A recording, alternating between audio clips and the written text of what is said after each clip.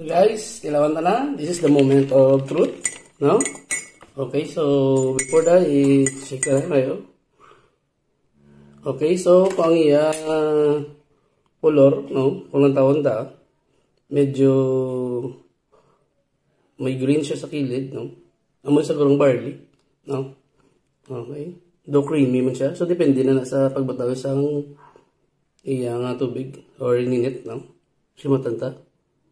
Okay. Kung simatan mo siya, nagamix ang barley kag ang coffee. No? Siyempre, coffee barley mo.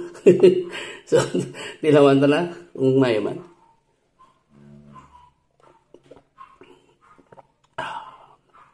Okay, so pagtilaw ko, coffee man.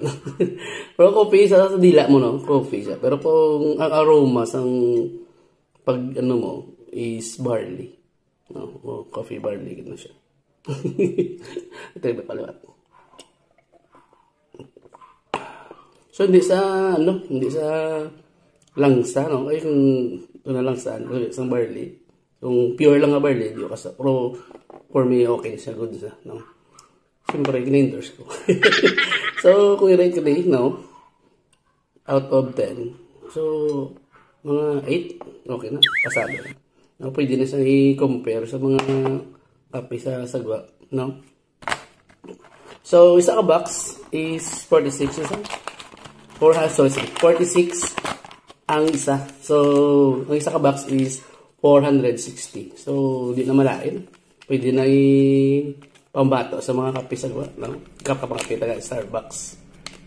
Pila? 200, no? Sa iba ng mga kapihan.